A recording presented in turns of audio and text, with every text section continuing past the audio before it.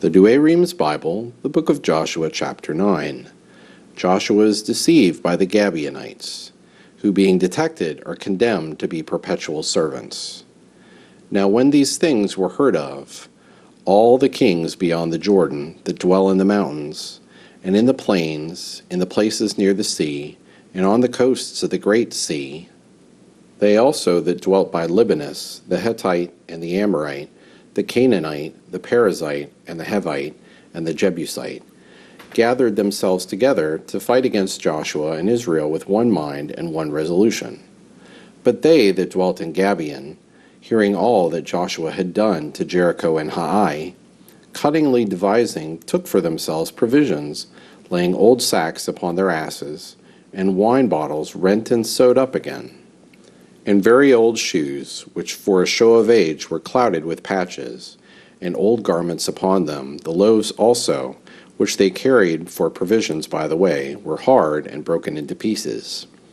And they went to Joshua, who then abode in the camp at Gilgal, and said to him, and to all Israel with him, We are come from a far country, desiring to make peace with you.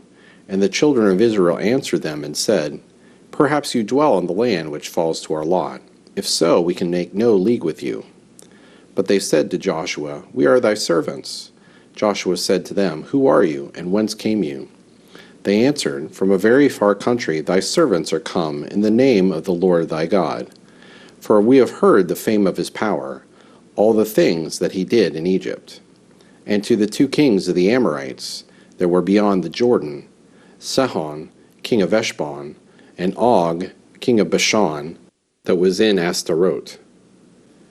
And our ancients and all the inhabitants of our country said to us, Take with you victuals for a long way, and go meet them, and say, We are your servants, make ye a league with us.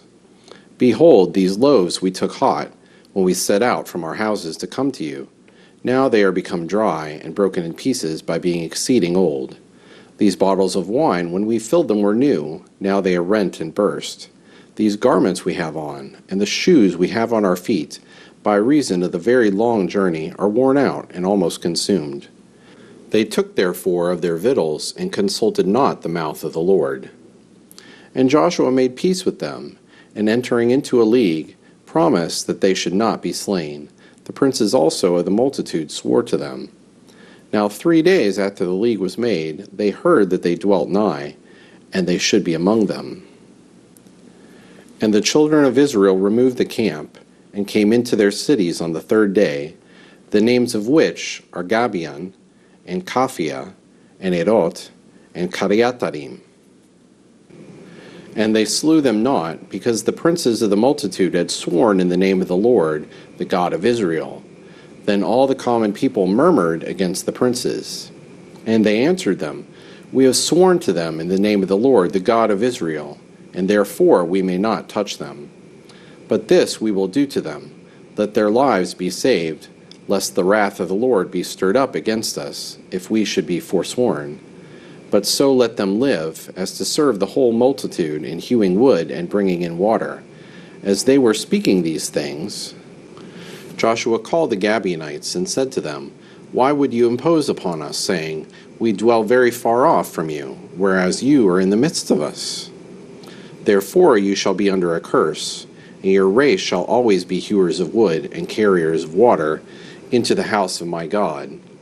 They answered, It was told us, thy servants, that the Lord thy God had promised his servant Moses to give you all the land, and to destroy all the inhabitants thereof.